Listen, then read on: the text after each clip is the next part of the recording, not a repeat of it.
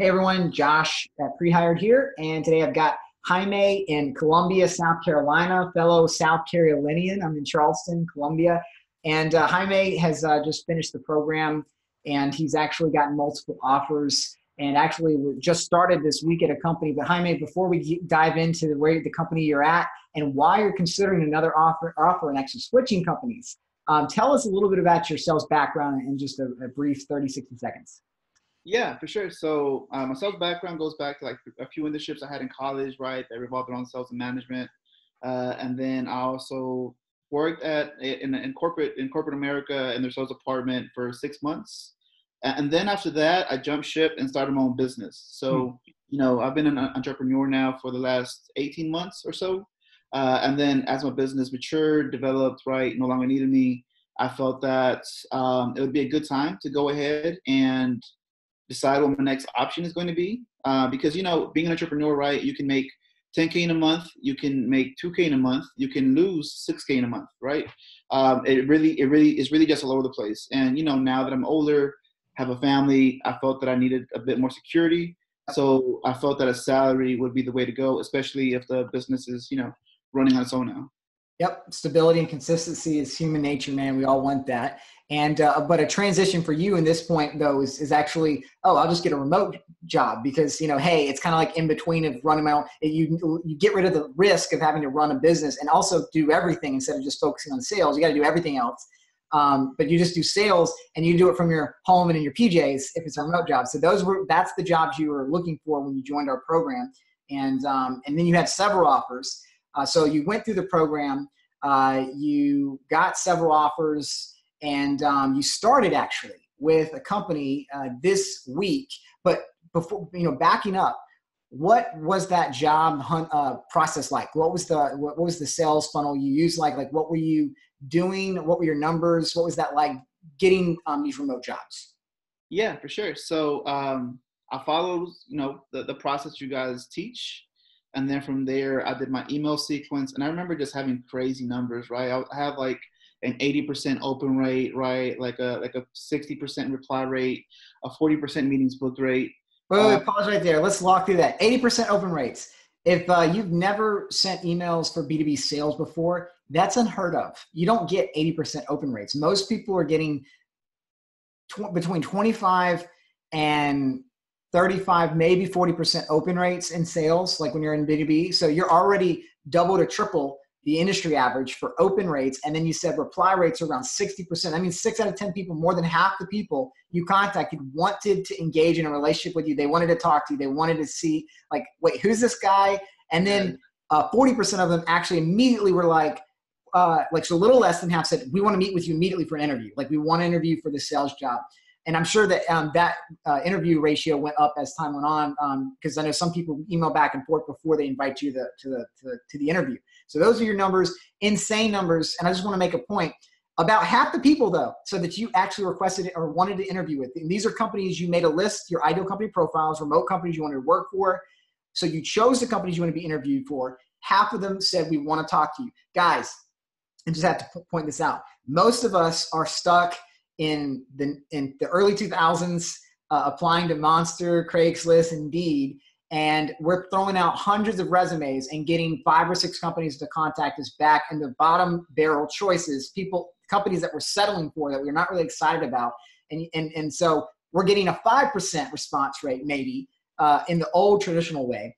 And again, you're not choosing the companies, they're choosing you, but in this way, you got 10 times the result, and it's based on the companies you've chosen. Okay, I just had to say that before we move forward. So that's where you're at. And then talk about the hiring process. So you got talk us through the interview process for the first company that you're actually at right now, but you're considering to leave. Yeah, for sure. Yeah. So, I mean, just touch a little bit on what you spoke about, man. Like before pre-hired, right, I was doing the Indeed thing, right? I was doing the Monster thing. And man, like the results that I was getting were pitiful. And especially as an entrepreneur, right, you do have like a sense of pride within yourself. So, seeing that you weren't being valued the way that you're supposed to be, it was, I wouldn't say insulting, but it was definitely humbling, right? But yeah, as far as the interview process, like, I emailed them, they emailed back, we set up an interview. And then from there, we had the first, second, and third round. final interview with the CEO. And then from there, they loved me. They wanted to set up an offer. The offer was set, right?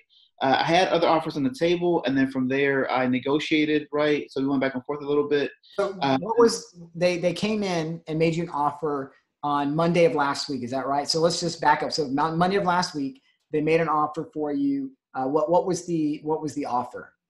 Yeah, the offer was a 50K base, right, and then another 10K and bonuses. Okay, so and based on our numbers that we give in the program, $40,000 to $60,000 base is within the norm, and then $20,000 on top of that for your commissions are normal for your first year. Second year with our program, $100,000 is what we're expecting for our members. That's the industry average. Without our program, it takes generally about 3 years, sometimes 4 years to hit that number, which is the industry average. But yeah, so you're right in the middle of the salary range for what's expected in this role for your first year. But here's the awesome thing is you're remote. Most people have to get less money to work remote from home in your PJs, but you actually got right in the middle of market rate. But the commission side is about half of what's to be expected on the job. So it's actually a solid offer. It's market rate, but a little lower on the commission side, but you're remote. So you got a good thing going, but you negotiated from that point. From Monday, and then you negotiated and they came back in with another offer at the end of the week on Friday night. Is that what it was? Tell us what was that number? What was that offer? Yeah. So on Friday night, they emailed me again, right? I hadn't responded to them. And then from there, they upped it from the 10K in bonuses to an additional 15 to 20. And then, unlimited commission. And so at that point, I was like, okay, all right, this makes sense. This is exactly. So what's the total package for this new offer? Yeah. So with the new offer, it would have been 70K total plus commissions, which, could have been, what was said to believe to be, another 5, 10, 20K, really depending on deal size and so forth. But yeah. And when was when in the base? So break that down. You said there's commissions, bonuses, and base, or no? I'm just trying to follow here. Yeah, exactly. Yeah, so there was a 50K base, and then an additional 20K in bonuses that were dependent on a few different things, right? And then from there, also commissions too. Okay, and the bonuses would be paid out when? When we spoke initially, they said quarterly. Quarterly. All right, so the base is on a regular weekly or biweekly paycheck, and then the bonuses or the commissions are paid out quarterly, the bonuses are paid out quarterly, but the commissions had not been settled at that time. Like that was kind of up in the air what even looked like, right? Mm-hmm. Yeah, absolutely. And then from there, I was like, okay, all right, this makes sense. So I signed the offer letter that had different numbers on it just to go ahead and have it signed. And then it didn't have the updated numbers on it. Yeah. They told me, right. They're like, yeah, we'll change it internally. No worries. Just, let's go ahead and get you started on Monday. And I'm thinking, I am like smack dab in the middle of market rate for an SDR. And on top of that, I'm working remote. So I don't have to move in a city where the cost of living is pretty cheap, especially compared to the San Francisco's, New York's, et cetera. But yeah. All right, so they didn't put it in writing. They told you, we'll take care of it after you start. We just want to get you onboarded Monday of next week. That's where the offer expires. So they're like, let us finish the paperwork. Let's just sign it, and then we'll update it on your first week. That's pretty. You have no reason to distrust them because you like the management team. So far, the people you've interacted with, you have no reason to doubt them that they're going to follow through. Not yet. That's why we're talking about this now. And then what happens next week? So actually, that's this week. That brings us to this week. Monday you started, and it went really well. And walk us through your week. Yeah. So Monday I started, right. I had the first conversations with most of the co-founders, and everything was going really well. I love the co-founders, right? Great team, great people. Everything was going well. I was liking the job. I loved what I was doing. The company had a great mission behind it, right? It was in a health space, so you're thinking you're going to be improving people's lives, right? And then at the same time, making money too. So I was like, okay, win-win. But yeah, so, they kept somewhat pushing the conversation about the compensation package down the road. So they wanted to you brought it up because that's what they said is we're going to take care of it your first week of onboarding. And when you brought it up, they kind of want to be like, yeah, well, let's do this first and let's talk about that later. They don't want to talk about it now, which is kind of weird because they didn't want us to put it in writing to get you started, and now they're wanting to kick it back. All right, so then what? Yeah. So, is that when you started feeling it was a little weird when they pushed back about having the meeting? Yeah. That's when like those first like, red flags started coming up for me. And then I was like, okay, all right, well, just trust the company. We'll move forward.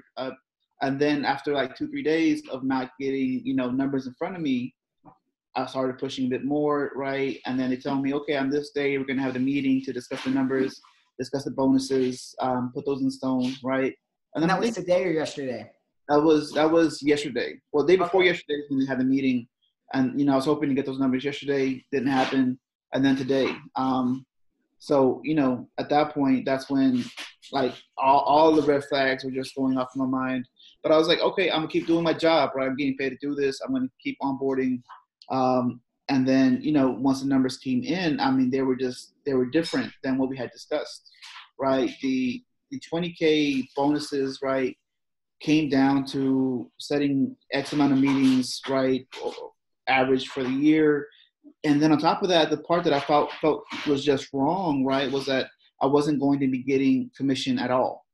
It was just going to be purely set on bonuses. And I walked into this position thinking, okay, I can do an awesome job. I can just rock it, right? And then I'll be within the higher end, the 80, 90, 100K mark, right? That's where I want to be. That's where I see myself. That's where I value myself. That's where I think my potential lays. But yeah, so, once they told me that the commission was out the window because they wanted me to focus on setting meetings and not, making sales. At that point, I was just like, I hit up Andrew, that's part of the team I pre-hired. I hit up you. I was like, yo, guys, is this normal? What's going on Absolutely here? not. Absolutely Yeah. not normal. It's good that you did that. And for everyone listening, what's happened here is and that's why we're not mentioning the company's name, because I do want to make a point that all companies, they're not perfect. They make mistakes because they have people in them. They have human beings that make mistakes. And I don't even know, like, and this is the thing too, is it may not even be the manager's fault. He may be being told by the CEO or the board of investors might have said something, but there was definitely miscommunication there, or it was either intentional, like they wanted to get him on board and just get Jaime already on the team and then kind of do a bait and switch where he's already there and he's like, well, I'm already here, so maybe he'll settle for less. And that is a character issue. But if they just made a mistake and it was miscommunication, there was problems like in the management team, like, well, that's a competence issue where they're not all in sync. Like they're not capable of really running a team or growing a team that's like high level. So you've already got trust that's broken because of that now. So you're kind of in a situation where I'm upset about this. I'm glad you contacted us about it, because at this point you've got to pretty much just say, this is what we agreed. This is what I was expecting, but it's not, and you've changed it. So we're no longer in alignment. So I've got to pass on this. Sorry, this is my last day. And I just want to make a point of that, because guys, if you're ever in that situation, anyone listening to this call, don't ever stay. They may even offer you more money unless you're starving to feed your family. Don't do it. But if you have to put food on the table, take it and then leave when you get the first opportunity, because you can't trust. You don't want to be in business with someone that you can't trust. Not long-term, but if you've got to do it, you do it. But in your situation, Jaime, you don't have to put up with the drama. You don't have to do that because you're a top hire, man. Like, I mean, out of the conversations we've already had, I know that you would be a top candidate for any sales team out there to grab you. The only thing is you're looking for remote only. So you've narrowed the net down to a little bit smaller, because most jobs out there, 95% of the jobs are not remote. But I know that you're good enough, man, where you're going to be able to get those jobs. So you don't even need this drama. You don't need this mess. So, and you even told me earlier, I've got another offer. So, and what's this other one that you're actually probably going to jump on right now? Walk us through that company and what that looks like and what offer they've made you so far there. Yeah. So I've been in contact, right, with this other company named Platform.sh, right? And I've been in contact with 3 levels of management, with their people ops person. And I mean, she's just awesome, just amazing, most caring person in the world. And then I've also been in contact with their VP of marketing, right? And then one of their like director of sales. I mean, and they've been completely upfront with me since the very beginning. And I do have that offer on the table. So what's the on target earnings for that company? So yeah, the on-target earnings for that company is going to be like 61K at minimum, and then after that, it's dependent on you, right? So if you just do an average job, 61K. If you rock it, I mean, the sky's the limit, and it's remote, which is So the uncapped commissions pretty much guaranteed 61K, and commissions are paid out regularly, not at the end of the year, like, which was sketch. That was shady as F. So you think you're gonna accept that offer? You think? Yeah, I think so. I mean, the offer is made. The people feel right. The people sound right. The people act right. So, and on top of that too, I mean, this company is great. They take care of their staff. I mean, they're going to be hooking me up with a free laptop, right? I get to go on Apple's website and pick out whichever MacBook I want, which is really cool. And they're going to be like, a new desk. They're also going to be paying for like my Bluetooth headpiece. They're going to be giving me like, You're going to get some AirPods with your new MacBook. Yeah, I want those. Yeah. Wi-Fi bill, cell phone bill, they got it. So, and it's remote. Again, remote. So, I mean, it's a no-brainer, honestly. I'm excited to start. Yeah, man. Like, based on what you've told me, it sounds like that's definitely a great opportunity, and one that you should consider accepting. I think, you mentioned you might actually do that right after our call. Just click, I'm going to accept the offer, get it signed, so you get started there. But just remember though, you already know this, you be reminded, is if it doesn't work out there, or for whatever reason things change, or you just grow, like companies grow, people grow. So I always tell everyone in sales, like, you only need to stay at a company as long as your goals and the company goals are in alignment. Any time where you want to be making more money and it's not possible there because of the average that most sales reps are making or what they choose to pay you, you can go and ask for more. If they say no and you want it and you know that you could get it, then just use your sales funnel to get put 5 hours in a week, get 20 interviews lined up, get 5 offers. Like, take 6 weeks to just put in your system and get those offers in, and you can always go. And the coolest thing though is next time you've got a track record, so you don't need to be applying to a junior level position. You can go to the next level up. So at this point, there's really no wrong answers, because even this 1 week at the company, you've gotten free training, and you're going to get paid for a week. And they should have kept you. I mean, they're going to lose it. So it's cost them money for their blunder. I mean, that's shame on management for making a mistake. But hey, maybe they'll learn from this mistake, and the next people that they run into, they won't do this to, and they'll realize we can pull this crap with like untrained salespeople who are desperate that like they just but not high caliber salespeople that are A players. They can't mess. I guess they didn't know who they're messing with. They didn't know it was for pre-hired. So yeah. Well, Jaime, man, thanks for sharing that for everyone.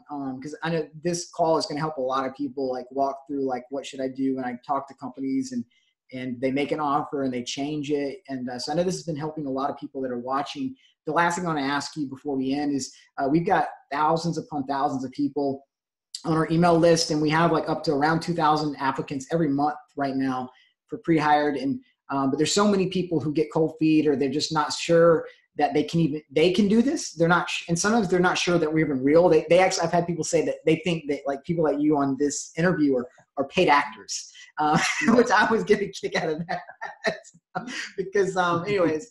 But what would you say to someone though that just maybe doubts themselves? They're just doubting whether this is real or the opportunity is there in the tech world. What advice would you give those people, knowing what you know now before pre-hired, before you found us? Yeah. So, I mean, honestly, when I first saw the company, I saw a Facebook ad. I was like, okay, I kind of just ignored it, right? And then it popped up again, and I started looking into it. I was like, this isn't real, right? And then, I just started doing research too. I hopped on the website, saw the testimony videos like this one. And I was just like, I think this might be legit. So I set up a meeting, right, with Leo. And then, the morning of, right, like, I'm a small business owner. Something came up with the business. And I was just like, you know what, I'm going to take care of this. Screw the meeting. It's probably nothing anyway. I'm out, right? And that was pretty much the end of me with pre-hired at that point. But then, I've never heard this story. This is interesting. Keep going. Yeah. And then I got another email from pre-hired, right? And I was just like, maybe I made a mistake. So I thought about it. Remember what that email said? Was it closing your application because you missed the meeting? Yeah, it was closing my application. It sent me the email telling me the application was closed, right? And by the way, just for people listening, we have a very, very data-driven process. I've created it myself. And so I know that, if anyone ever just misses a meeting and doesn't say anything, that they're not serious or they don't respect our time. And so we automatically disqualify people at that point. We close their application, but we always give a 24-hour window where, because we know that sometimes there's the kids need to be picked up or taken care of, or you were sick and you couldn't tell us ahead of time. So we get that. So that sounds what that happened is you missed it, but then you came back and you probably said something like sorry, or I didn't mean to, or and you just gave a real life reason why you missed it. And then we're like, that's fine. You get one. Everyone gets one. A second time we're like, But anyways, yeah. So that I didn't know this. This is. Yeah, man. Yeah. And that's when I actually got contacted by Andrew, and Andrew was like, so how do I know that you're serious, right? Yeah. Like, how do I know that you're like for real this time? And I told him what happened, right? Something happened with the business. It required my immediate attention, and then I had to miss the meeting, and I didn't put any forewarning. And truthfully, like I was just gonna just dip out. But then after that email, I was like, you know what, this is real. And as a small business owner too, and I'm sure other entrepreneurs that are out there watching this video that are thinking about going into sales, like you see money differently, right? You see like the cost of tuition as something that can be multiplied, because if you put that money into a marketing budget, you can get X return on it, right? Ideally, if you're able to do marketing. Yep. So I was thinking, I see this money here, I have it, I can pay for the class, but I could also turn that money into more money. But then I realized that I could turn, the cost of pre-hired into 60, 80, 100K. And at that point, I mean, it's just a no-brainer. So if you're doubtful, I understand. I was too. But I mean, at the end, I had 3 job offers. I actually accepted one. It didn't work out. Luckily, I had another one just right behind it, and I'm still getting requests for interviews right now. Like right now, I got contacted by a recruiter earlier today on LinkedIn. I have 2 companies sending me emails. But at this point, platform has been the truest to me, right? They've been very upfront, very honest. They're going to be taking care of me completely. So, I mean, at this point, I'm sold. So. Yeah. And you don't need that many options. That's the thing is what I hear, you actually said something that a lot of other members have told me too, is I still get interview offers months after I've already been hired. Like people are actually saying, can we meet? Can we, I want to talk to you. And it's like, oh, well, I'm off the market. And, I was off the market in 6 weeks of letting people know I'm, fair game. Like, so it's real fun that I keep hearing. I love always hearing that from our members. And I love that you made, you shared that you were literally thinking like, okay, what else could I use this money for? And so you're like, okay, I can put, because, right now, and as you know, prices have gone up because I'm doing an update for 2019. So it's either financed through our partner for 0 down over 3 years, or it's $3,500 up front. That could go. So no one can quote this price at any time in the future if prices go up, because we make updates. I'm always making the program better. But I love how you're like, I could drop this thousands of dollars. I could drop this into something else as an investment, because you're thinking, where do I invest my money? But then you realize, wait a minute, I can invest in myself, and that's going to be the biggest return. And that's what it really is it's both investments. It's just you realize that, okay, if I put it in myself, I have now the ability to make even more money than putting it into something else of an investment. That's like the mindset that most of our members have, is they realize that this is not a cost, it's an investment to make myself better so that I can get the best jobs out there. So thanks for sharing your story, Jaime. Like, it's been awesome, you just being real about the successes and the failures that you've had in just navigating the job offers, and just the weirdness. I know that's always frustrating, but thanks for being willing to share it with me and also with everyone else on the call. So good luck accepting that job offer tonight, and let me know how it goes in the next month. Yeah, will do, man. Thank you.